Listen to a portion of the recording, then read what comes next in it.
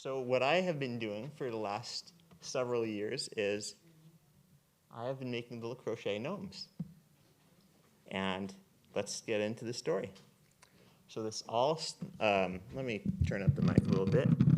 So this all started about 10 years ago when I came home from my second year of college with a mild case of the brain tumors. And, and when we got the prognosis, my mom knew, oh man, he's gonna be stuck in an IV pole for a long time. He's gonna need something to keep his hands busy. And case in point, you can see me here with three of my 4 infusions with a skein and a hook either under my arm, on my hand, or on my desk. Pretty soon, I gravitated towards stuffed creatures or amigurumi because I found it very interesting to learn to shape them, and pretty soon my yarn bin looked kind of like a zoo. So this naturally led to when my mom found this very cute stuffed gnome. She asked, Brett, do you think you can make one like this? And I looked at it and I said, yeah, I think I can. But, you know, I kind of made this guy off the cuff, and I wasn't recording a pattern. So I wanted to do it again, keep track of what I did, and also personalize it a bit more. So I did. And while I was making this one, a friend saw me, and she was so endeared. She said, oh, Brett, it's so cute. Can you make me one like it?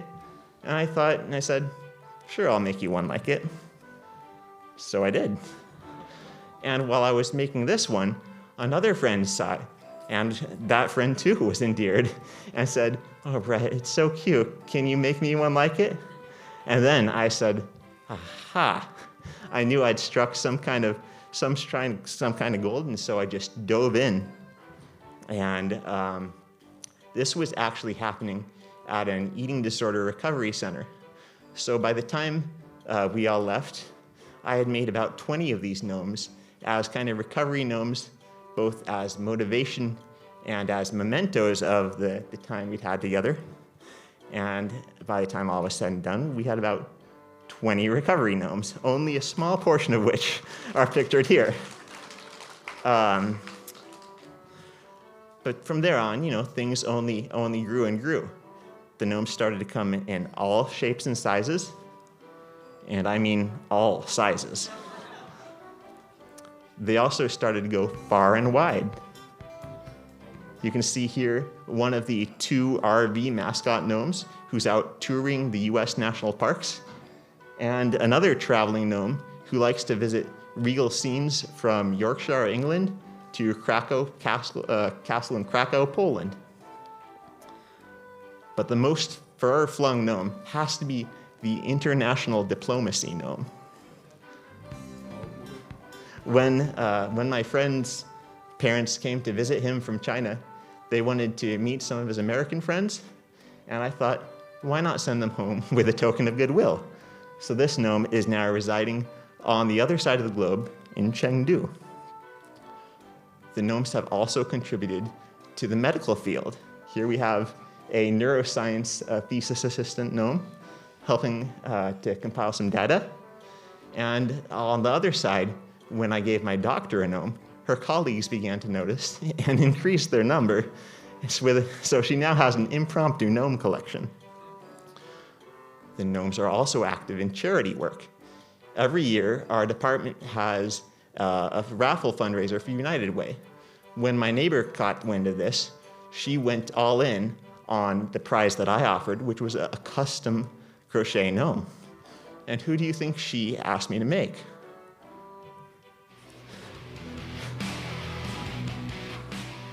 Al Jorgensen, leader of the industrial metal band Ministry. Who else?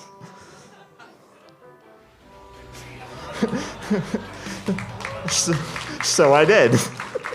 And when she went all in like she did, I had to honor that, and so I pulled out all the stops. This really was my first gateway gnome to just how detailed and how much fun I could have with these.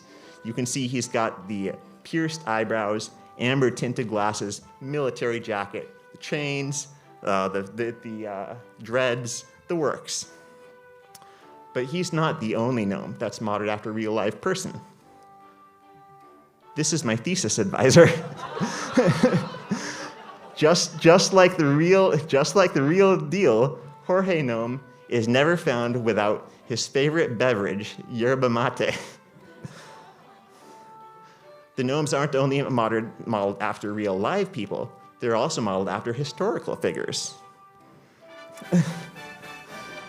Inspired by the famous Jacques-Louis David painting, Napoleon Crossing the Alps, here I have made a recreation of Napoleon crossing Oakwood Park. Going further north to some cooler waters, we have not one, not two, but 3 Viking gnomes. And then moving south to warmer waters, let's go surfing now. We have the surfer and ukulele gnomes. Now, there's a reason for the ukulele gnome. We have a family friend who makes ukuleles. So when he made me an ukulele, I made him a gnome. Now, you may also have noticed that these last few gnomes have been posed in appropriate settings. That's because in the last year, they've started up their own Instagram page for their highlight photos. The idea of these photos of this Instagram page is that it will allow them to spread cheer far and wide, just like Santa delivering presents across the globe on Christmas Day. Other themed photos come from popular culture. Now, I'm a classic Nintendo fan, so of course, I'd have to make Mario and Link. Fans of the Zelda franchise, if you look closely at the chest, you may notice Link found 50 rupees. But really, the gnome Instagram has just blasted off. I mean, it's out of this world. In fact, you could even say it's out of this galaxy and into another far, far away. Joining Yoda and Vader in space are Spock and Captain Picard. Captain Picard at 3.5 gnomes is my single most requested character.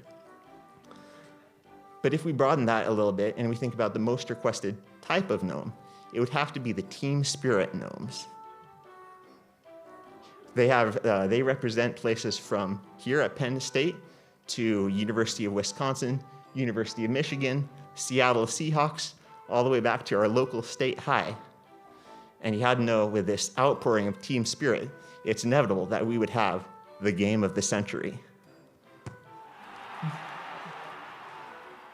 Now, these aren't the only university-themed gnomes I have. As Nora mentioned, I'll be graduating in a few weeks. What better way to commemorate that than with a PhD graduation gnome?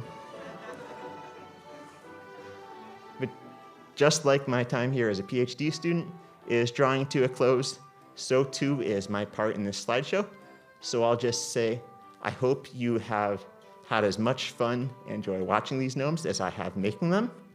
And if you'd like to meet any in person, please feel free to stop by at the end of the show.